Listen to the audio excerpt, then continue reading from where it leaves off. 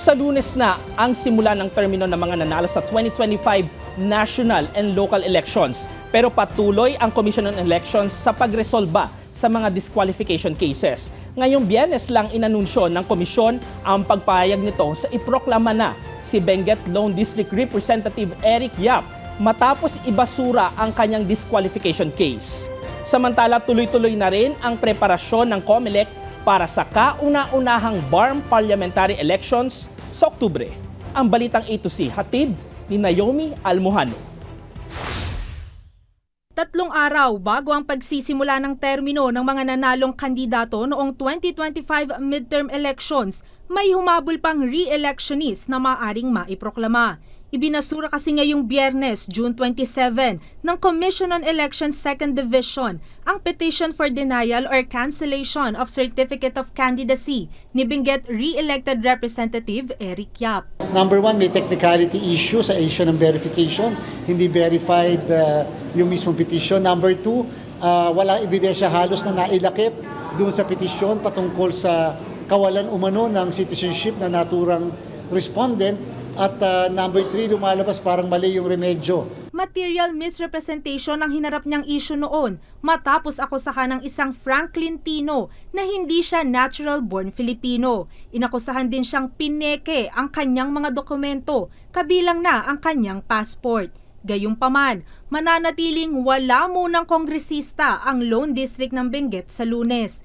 Dahil 5 araw pa ang hihintayin bago mag-convene ang Provincial Board of Canvassers ng Benguet para iproklama si Yap. Hihintayin nila yung tinatawag na Certificate of Finality and Entry of Judgment. Meron naman siyang karapatan pa yung petitioner na mag-file ng motion for reconsideration. Samantala, tuloy-tuloy na ang preparasyon ng COMELEC para sa kauna-unahang Bangsamoro Autonomous Region in Muslim Mindanao o BARM parliamentary election sa Oktubre 13.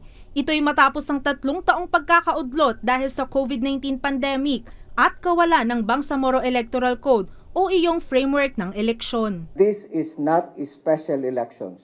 This is just but a continuation of the May 12, 2025 national and local elections. We will no longer have or conduct registration for purposes of these elections. Hindi na magkakaroon ng another set of filing of certificates of candidacy. Ibig sabihin, parehong automated counting machines, canvassing systems at voting centers ang gagamitin. Ang tanging kaibahan lang nito noong 2025 national and local elections. Kailangan ang balota magkakaroon ng picture ng bawat kandidato ng parliamentary district representatives and logos for the regional political parties. Okay? This is the first time na mayroon tayong isang contest na none of the above.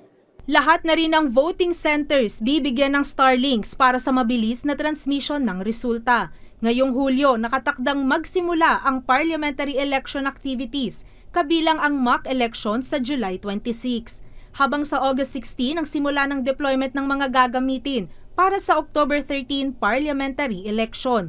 At sa August 24 naman, ang simula ng printing ng official ballots na siyang gagamitin naman mismo sa botohan. Nasa tinatayang 2.3 million registered voters ang inaasahang makikiisa rito at maghahalal sa 73 seats, kabilang na ang 40 BARM regional political parties, 25 district representatives at 8 sectoral representatives na by appointment ang sistema. Matatandaang 80 dapat ang total BARM seats, pero inialis muna ang 7 nito nang humiwalay ang Sulu. There is no law yet redistributing or reapportioning the 7 original seats coming from Sulu.